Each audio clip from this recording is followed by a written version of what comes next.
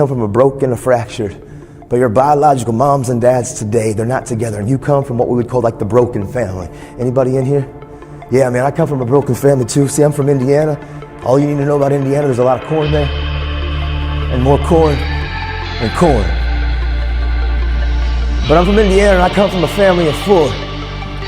It was mom, dad, sister, and me, and my dad, he was my rock star, my icon, my hero as I was growing up. The thing about my pops is that he was real and he was raw. He was always so uncut with me, man. When I was a young man growing up, he was that iconic role model I looked up to. And the thing about my pops, though, he never sugarcoated nothing. I remember in the 3rd grade, he said, Nathan, it's a dog-eat-dog world. I'm in the 3rd grade, I'm like, dude, what do you mean? He said, Nathan, you can go through middle school if you want to, and you can cut corners, and you can do just enough to get by, and you can use your personality and your charisma, and you can take the handouts from everybody around you, and you'll make it through middle school, and you can make it through high school. But one day, son, if you turn around and you don't take control of your life and work hard, make good choices, and value the people around you, you'll turn around one day and you'll have nothing. But if you build it, nobody can take it from you. My dad was always trying to get me to take control of my life. I remember as I got a little bit older, I wanted to start playing basketball going into 7th grade. Now we're called the Hoosiers in Indiana. It's a really weird freaking name. And I guess we're good at basketball, but we're not because I've never won anything in my entire life. But I was like, Dad, I want to hoop. I don't know why. It was a bad choice. Like, I'm very vertically challenged. I'm 5'7"-ish.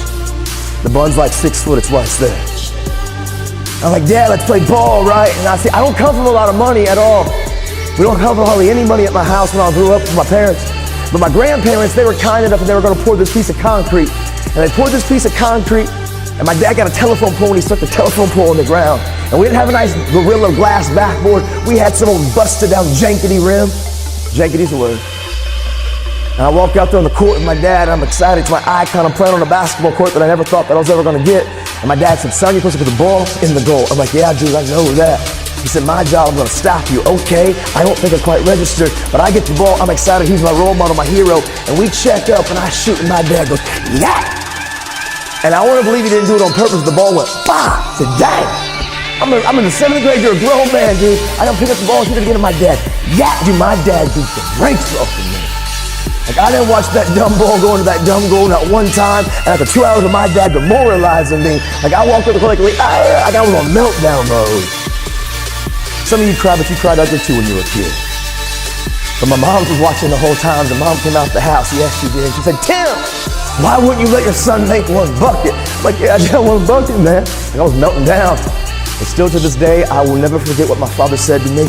Because he looked at me with the most serious but calm tone of voice, and he looked me directly in my eyes, and he said, my son, he's never going to be the most gifted. He will never be the most talented. He will never probably be the most qualified. There will always be people in his life that are more gifted, more talented, and more qualified. But I need my son at a young age to know he doesn't need to compare himself to anybody. I don't care how gifted and talented and qualified everybody else is. Hard work works, and hard work can outwork gifted and talented and qualified people. I need my son to understand as he's chasing his dreams and his goals, there's always going to be adversity and objects and obstacles keeping him from reaching the goals in his life. I need my son to learn to see the problem, identify the problem, and solve the problem. Giving up won't be in his mouth. It doesn't matter what he has or what he doesn't have. It doesn't matter where he comes from or he doesn't come from. My son will not have I quit in his mouth.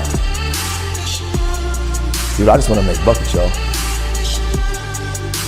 My dad was always trying to get me to take control of my life. Because I want to be real. Life, growing up, life can be hell. And sometimes things happen to us that we didn't ask for, we didn't sign up for, we didn't want to have to deal with. Sometimes life brings us challenges and storms that we as young and old people alike, we've got to just deal with. But we didn't want to deal with it, but it came knocking, and now we got to figure it out. How many of you in here have had to go through a struggle, an adversity, a challenge? A loss, an abuse, something that's happened to you. If you didn't want to have to deal with it, now it came knocking, and now you got to figure out what to do with it. Anybody know what I'm talking about? Yeah, man. And for me, there are things that I call moments of impact. Moments of impact are these single events that happen in our lives. They can be positive or negative. Single events, single situations, single occurrences. These experiences that happen. Maybe it's good, you win the championship, the ace of tests. The very first time your toes touch the sand, a positive memory. And these moments of impact that can come through hardships and struggles and challenges.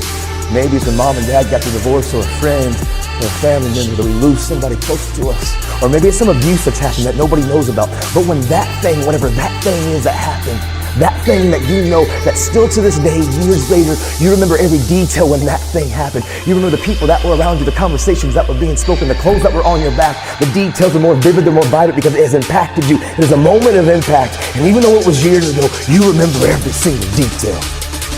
Moments of impact. How many of you can think something that happened in your past that still to this day, you remember every single detail when that thing, whatever that thing is that happened to you, happened? Anybody? Absolutely. And for me, I walked into this family meeting that's in the 7th grade. I remember it vividly. My dad called a family meeting. My dad was to my right, my mom across from me, my sister to my left. My back was to the sink and to the stove and to the fridge. I remember every single detail. The kitchen table that I was sitting at, it was a huge kitchen table. My dad had built it. It was a beautiful table. It was handcrafted, but it was extremely heavy. I hated the table because we moved a lot, but my dad never got the moving group. He got made. The decorations on my kitchen wall are the most ugliest, hideous, disgusting 1970 faded pieces of weird ceramic fruit. The kitchen was ugly, huh? But I remember every detail because my mom looked at my dad and my dad looked at my mom and my dad began to say these words, "Nikki, Nathan, we need to talk to you. Things aren't what they seem." And me and your mom, we're going to be divorcing and separating. And it blindsided me because even growing up, my parents never fought in front of me. I'm not overstating it. I'm not embellishing it. I'm not exaggerating it. Growing up, my parents never fought in front of me. I thought I had a picture-perfect family. And I sat down at this table in that moment, and everything that I thought was built on a house of truth came crumbling down. Because see, the truth is, growing up, I was never allowed in my parents' bedroom. The reason being, I got one speed, y'all. It's called squirrel. I go. When I was a kid, I broke everything. So my parents were like, hey, the bedroom is off limits. We have to have some kind of place where we can have peace and quiet. I get it. But when the divorce began to happen and my dad was slowly ripped out of my life, and as I began to ask questions and trying to process and figure out and navigate the storm, I began to realize that behind the bedroom door, my parents were who they say they were. Behind the bedroom door was the verbal, the mental, the emotional abuse happened. And behind the bedroom door was the drugs and the alcohol happened. And I remember when I asked him, I felt the truth. I looked at my dad and I said, I'm never going to be like you. I don't need you in my life. And he said, Nathan, we were just trying to protect you so you could focus on school. And I understand their why. I got a baby girl that's 3 right now. My son's 7. So when me and my wife have a disagreement, we try to protect them from our kids too. I get their why. I understand. But it didn't change the fact that I felt lied to and betrayed. I looked at my dad and I said, I'm never going to do that. So the truth is, I learned to do something really well. I learned from them. And many of us all across this country, young and old alike, we've learned to do the exact same thing that I learned to do too when I was younger. I learned to do what they learned to do. I learned to put on my fake face, my fake smile, and I could walk the walk and talk the talk, and I could come to school, and everybody on the surface, it looked like Nathan was fine. Behind the fake face, behind the fake smile, behind the mask, though, I was screaming, but I was silent. Behind the fake face, behind the fake mask, I was suffering, but I was quiet. But I wore my mask and I would come to school and everybody thought that Nathan was fine and the grades were okay and I played sports and on the surface Nathan looked picture perfect. And then when no one's around, behind the mask, tore up from the floor. How many of you in here on some level, some way, somehow, does that mask, how I described it, does that resonate some way, somehow to you? Does it relate to you a little bit? Raise your hand, anybody in here?